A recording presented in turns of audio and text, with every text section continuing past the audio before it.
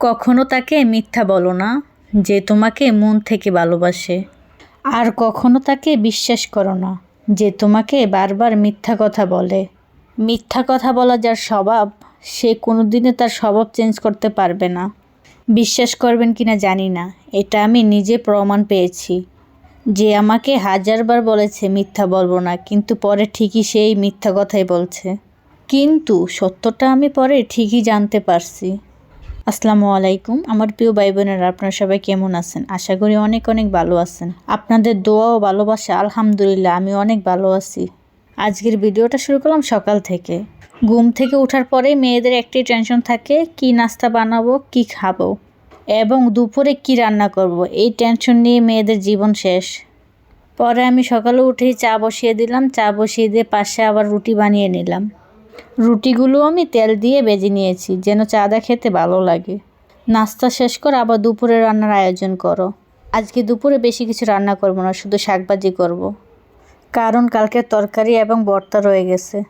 তাই আমি প্রথমে কলই শাকগুলো বেছে নিয়েছি, তারপরে ধুয়ে কেটে নিয়েছি। কলই শাকগুলো একটু চিকন চিকন করে কাটতে হয়, সবাই আবার কলই শাক কাটতে পারে না, আমি কিন্তু এই শাকটা ভালোই কাটতে পারি। তারপরে এখন তো আমি শাকগুলো ভেজে নেব। আমি শাকগুলো একটু সবুজ সবুজ করে ভাজবো, কলই শাক আবার লাল হয়ে যায়, লাল হয়ে গেলে ভালো লাগে না খেতে। শাকগুলো যদি এরকম বড় কড়াইতে ভাজা হয়, একটু ছড়ানো কড়াইতে, তাহলে শাকগুলো আর লাল হয় না, একদম সবুজ সবুজ থাকে। তাই আমি চেষ্টা করি সবসময় বড় কড়াইতে ভাজার জন্য। এই তো আমার শাক ভাজা শেষ, এখন আমি খাবারটা খেয়ে নিচ্ছি দুপুরের। আজকে রান্না করতে বেশি একটা সময় লাগেনি, মনে হয় আধা ঘন্টার মতো সময় লেগেছে সব মিলিয়ে।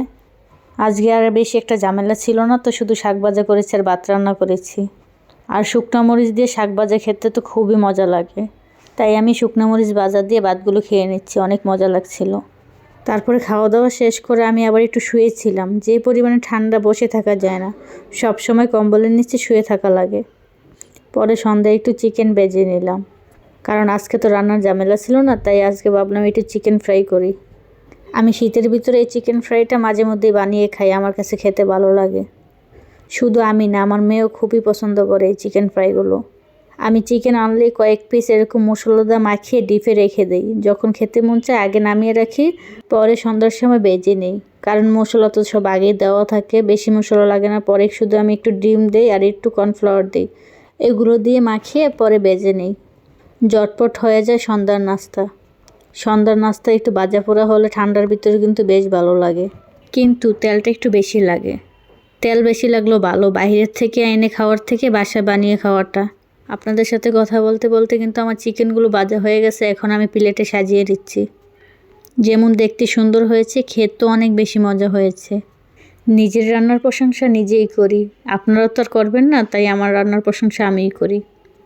যাই হোক, একটু মজা করলাম। আপনারা তো আর খান নাই, আপনারা প্রশংসা করবেন কিভাবে? যদি আপনারা খেতে চান তাহলে আমার বাসায় চলে আসেন, দাওয়াত রইল সবার। আমার তো দেখেই খেতে মন চাচ্ছে, তাই আমি আগে আগে খেয়ে নিচ্ছি। যাই হোক, অনেক বকবক করে ফেললাম। বকবক করতে করতে আমার ভিডিওটা শেষ পর্যায়ে চলে আসলো। এখন আমি আপনাদের কাছ থেকে বিদায় নিয়ে নেব। আল্লাহ হাফেজ, আসসালামু আলাইকুম।